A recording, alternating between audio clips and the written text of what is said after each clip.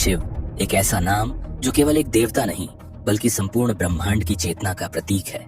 उन्हें त्रिदेवों में संहारक की भूमिका दी गई, लेकिन क्या यही भूमिका उन्हें सबसे शक्तिशाली बनाती है, या उनके अस्तित्व के पीछे छिपे हैं ऐसे रहस्य जिनकी गहराई में जाकर ही हमें उनका वास्तविक स्वरूप समझ आता है। शिव को त्रिशूलधारी, नीलकंठ, चंद्रशेखर, भूतनाथ और महाकाल जैसे अनेक नामों से जाना जाता है। उनके शरीर पर भस्म, गले में वासुकी नाग, मस्तक पर अर्धचंद्र और शरीर पर व्याघ्र चर्म, हर प्रतीक के पीछे एक गूढ़ पौराणिक कथा छिपी है। लेकिन सबसे बड़ा प्रश्न ये है कि शिव की उत्पत्ति कैसे हुई? क्या उनका कोई जन्म हुआ था?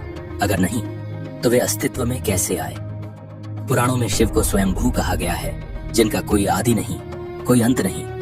लेकिन इस रहस्य से पर्दा हटाना आसान नहीं, क्योंकि अलग अलग ग्रंथों में हमें उनकी उत्पत्ति की भिन्न भिन्न कथाएं मिलती है। कभी वे विष्णु के मस्तक से प्रकट होते हैं, तो कभी ब्रह्मा के तप से बालक रूप में, और कभी अग्निस्तंभ से उनका तेजस्वी स्वरूप प्रकट होता है। आज की इस रहस्यमयी यात्रा में हम जानेंगे कि शिव वास्तव में कौन है, उनका आरंभ कहाँ है, और वे इतने विशेष क्यों हैं कि स्वयं ब्रह्मा और विष्णु भी उनकी पूजा करते हैं। तो चलिए आरंभ करते हैं इस दिव्य कथा को। शिव की उत्पत्ति का अद्भुत रहस्य। अगर आपको हमारा प्रयास अच्छा लग रहा है तो कृपया इस वीडियो को लाइक करें, और अगर आपने अब तक इस चैनल को सब्सक्राइब नहीं किया है तो सब्सक्राइब करें, ताकि हमारी अगली वीडियो का नोटिफिकेशन आप तक पहुंच सके। भगवान शिव को लेकर सबसे बड़ा रहस्य यही है कि उनका न कोई जन्म हुआ, न कोई मृत्यु, न उनका कोई आदि है, न अंत। फिर भी हर युग में वे प्रकट होते हैं, एक नए रूप में, एक नई भूमिका में। लेकिन सवाल उठता है, जब सृष्टि नहीं थी तब शिव कहाँ थे? और जब सब कुछ नष्ट हो जाएगा तब क्या शिव रहेंगे? पुराणों के अनुसार शिव स्वयंभू हैं, यानी वे बिना किसी माता पिता के प्रकट हुए। उनका अस्तित्व समय से परे है, दिशा से परे है और शरीर से भी परे है। विष्णु पुराण में वर्णन मिलता है कि जब संपूर्ण ब्रह्मांड जल में डूबा था और भगवान विष्णु शेषनाग पर योग निद्रा में थे, तभी उनके मस्तक से एक दिव्य ऊर्जा प्रकट हुई, अग्निस्वरूप। उसी तेजस्वी ज्वाला से शिव प्रकट हुए। उनका स्वरूप इतना प्रचंड था कि उन्हें देखकर स्वयं विष्णु ने हाथ जोड़ ली। लेकिन शिव पुराण इसकी एक अलग तस्वीर पेश करता है।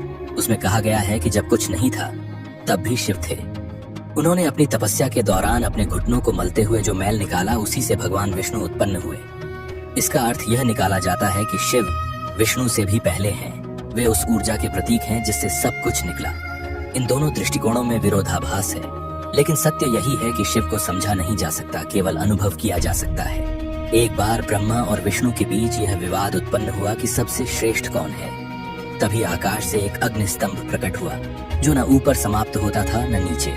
ब्रह्मा हंस बनकर ऊपर उड़ चले और विष्णु वराह बनकर नीचे गए, लेकिन कोई भी उस स्तंभ के अंत को नहीं पा सका। तभी उस स्तंभ से स्वयं भगवान शिव प्रकट हुए, तेजस्वी, शांत और अचल। और तभी यह प्रमाणित हो गया कि शिव ही सर्वोच्च है। ये वही क्षण था जब त्रिदेवों की धारणा स्पष्ट हुई। ब्रह्मा सृष्टि के रचयिता हैं, विष्णु पालन करता है और शिव संहारक नहीं, संतुलन करता है। एक और रहस्य से भरी कथा मिलती है। जब ब्रह्मा जी ने शिव को पहचानने से इनकार कर दिया, इससे शिव अदृश्य हो गए। बाद में ब्रह्मा ने तपस्या की और भगवान शिव एक बालक के रूप में उनकी गोद में प्रकट हुए। वह बालक रो रहा था। ब्रह्मा जी ने उसका नाम रुद्र रखा, जिसका अर्थ है रुदन करने वाला। लेकिन बालक शांत नहीं हुआ। तब ब्रह्मा ने उसे एक एक कर 108 नाम दिए, और तब जाकर वह शांत हुआ। यही 108 नाम आज शिव के अनेक रूपों का आधार बने। कभी वे महाकाल बनते हैं, कभी भीम, कभी चंद्रशेखर और कभी दक्षिणामूर्ति।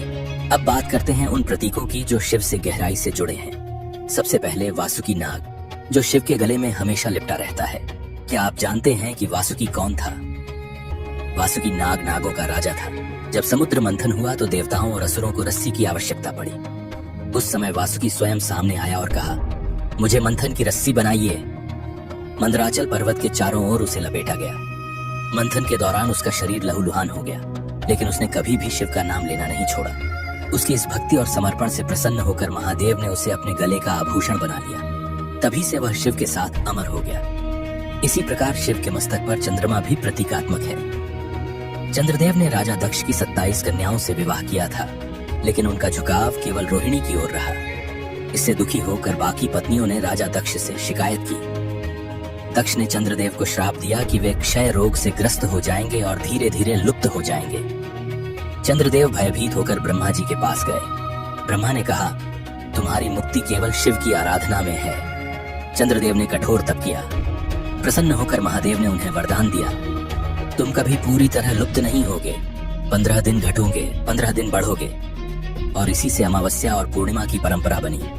शिव ने उन्हें अपने मस्तक पर स्थान दिया और वे बन गए चंद्रशेखर। अब बात करते हैं शिव के त्रिशूल, भस्म और डमरू की। त्रिशूल केवल एक हथियार नहीं बल्कि त्रिगुणों का प्रतीक है, सत्व, रजस और तमस।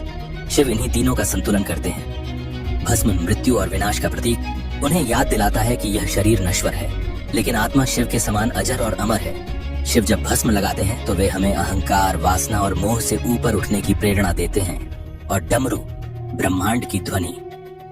मान्यता है कि शिव के डमरू से निकली ध्वनि से संस्कृत व्याकरण के सूत्र बने, पाणिनि के महेश्वर सूत्र।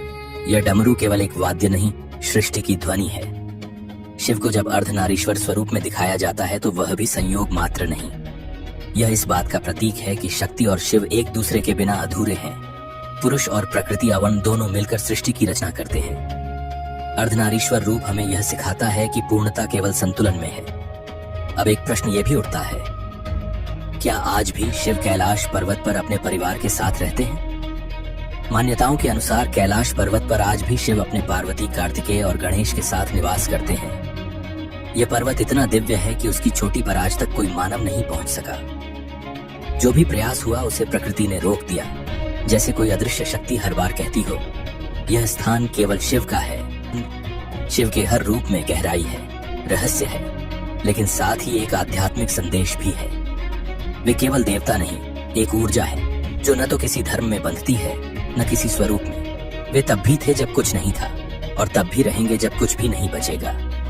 वे समय के बाहर हैं, शरीर के परे हैं, और शायद इसीलिए वे महादेव हैं। भगवान शिव को जानना आसान नहीं। वे न तो किसी परिभाषा में समाते हैं न किसी एक रूप में। उनकी उत्पत्ति की कहानियां जितनी विविध हैं, उतनी ही गहराई से जुड़ी हैं ब्रह्मांड की सबसे गूढ़ सच्चाई से, कि हर आरंभ का एक अंत है, लेकिन शिव स्वयं अनंत है। कभी वे बालक रूप में प्रकट होते हैं, कभी अग्निस्तंभ से, कभी विष्णु के मस्तक से प्रकट होने की कथा मिलती है, तो कभी ब्रह्मा की तपस्या से बाल रूप में अवतरित होते हैं। और इन सभी कथाओं का सार यही है, शिव न जन्मे हैं न मरते हैं, वे बस हैं। शिव के गले में वासुकी नाग हो, मस्तक पर चंद्रमा हो या शरीर पर भस्म, हर प्रतीक हमें यही सिखाता है कि सृष्टि का हर पहलू विनाश, पुनर्जन्म, तपस्या, क्षमा और प्रेम सब शिव में ही समाहित है। वो त्रिशूल जो संतुलन बनाए रखता है, वो डमरू जो सृष्टि की पहली ध्वनि है, वो अर्धनारीश्वर जो हमें सिखाता है कि पूर्णता एकता में है, और वो शांत बैठा योगी जो भीतर का ब्रह्मांड जागृत करता है। शिव केवल एक देव नहीं, वो चेतना है, वो ऊर्जा है, वो शून्य में भी पूर्णता है। अगर आपको ये कथा पसंद आई हो तो वीडियो को लाइक करें और कमेंट में जरूर बताएं कि आपको शिव के कौन से रूप ने सबसे ज्यादा आकर्षित किया। और अगर अब तक आपने चैनल को सब्सक्राइब नहीं किया है तो कर लीजिए, ताकि अगली बार जब हम शिव से जुड़ा एक और रहस्य खोलें तो सबसे पहले आप जानें। हर हर महादेव।